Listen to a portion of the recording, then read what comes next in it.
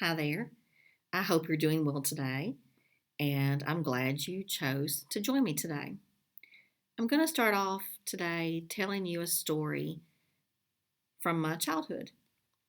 When I was a little girl, I can remember going to my papa's farm when my dad and brothers and my papa would make sorghum molasses.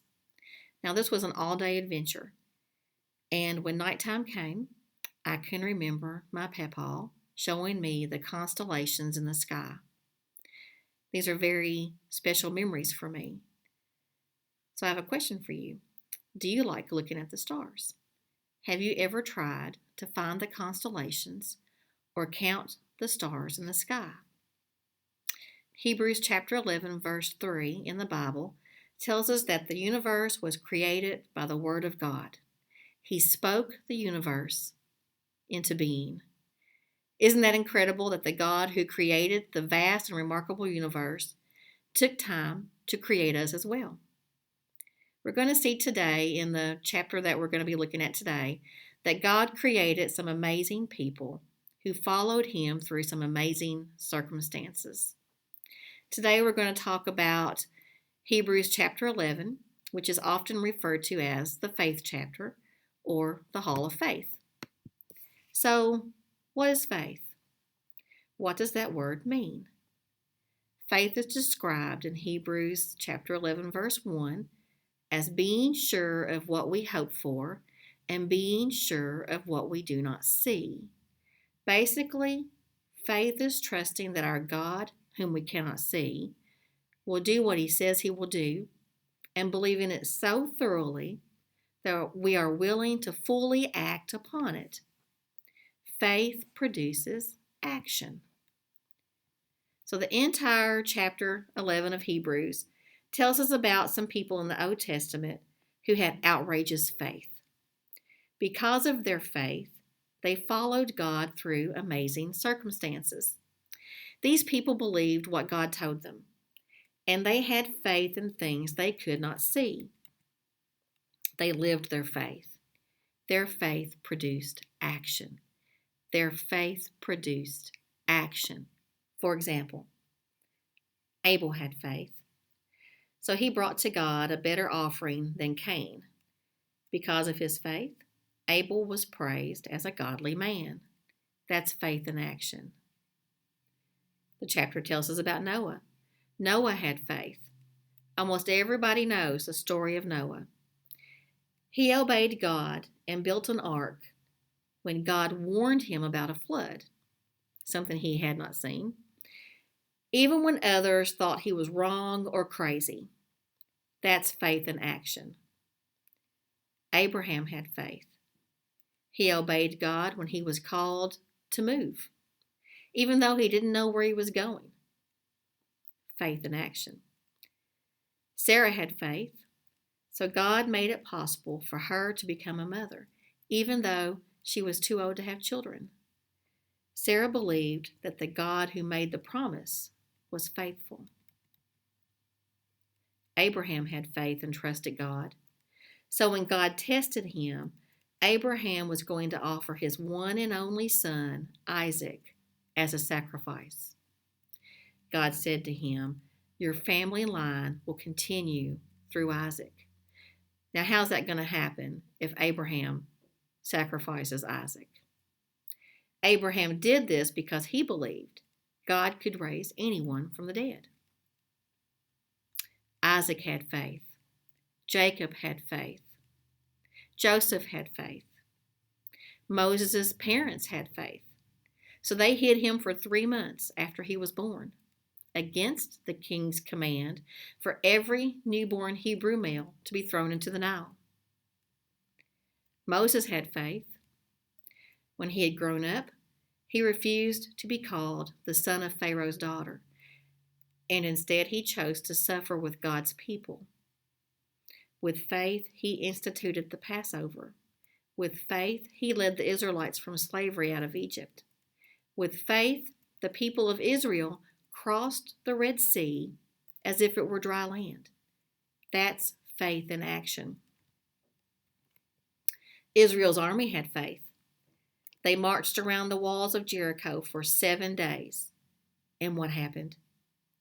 The walls fell down. That's faith in action. Rahab had faith. She welcomed and helped the spies in Jericho. That's why she was saved from death when Jericho was defeated. That's faith in action. There are many others mentioned in this chapter, and you can read the full chapter for yourself. And these people were known for their faith. Some conquered kingdoms. Some shut the mouths of lions. And yes, some were mistreated because of their faith. But all of these people had faith in God's promise of salvation, which would come through Jesus. And they trusted and obeyed God because of their faith. They trusted and obeyed, faith in action. The Lord will ask us to do tasks that will be outside of our comfort zones. I'm a very good example of that. There are many people, I believe, that are far more knowledgeable than me and are far better speakers than me. But I felt God telling me to continue teaching Sunday school, even during this pandemic. So here I am, giving it my best shot. God never said it would be easy. But Hebrews 13:5 reminds us that the Lord will never leave you nor forsake you. It won't be easy, but He'll be right there with you. So, does it scare you to put your faith into action? Like we said, it's not always easy to live out our faith, but God calls us to do just that. So here are a few questions for you. What is God asking you to do through faith? Are you doing it? Are you giving Christ your best? The best of your time, the best of your talents, the best of your offerings? Remember Abel we talked about earlier, mentioned in the Hall of Fame? Do you remember his story? Abel brought an offering to God from the fat portions of the firstborn of his flock.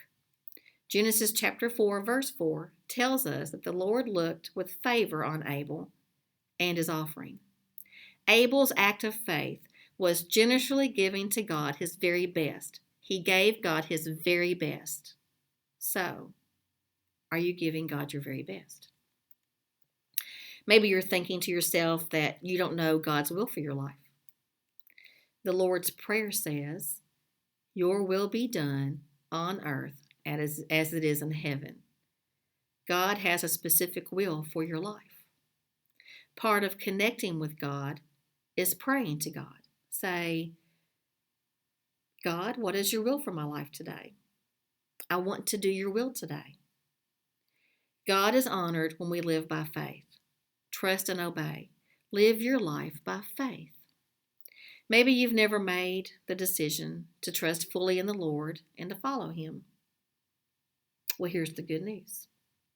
You have that opportunity right now to make that choice. Remember what Hebrews 11:6 says. And without faith, it is impossible to please God, because anyone who comes to Him must believe that He exists and that He rewards those who earnestly seek Him. So here's my prayer for you today. I pray that you will earnestly seek the Lord and His will for your life. Pray to God and ask Him to share His will with you, and then trust and obey. Put your faith into action. Trust and obey and put your faith into action. Thank you for joining me today. I hope that you have been blessed by what we've discussed today. Take the opportunity to read Hebrews chapter 11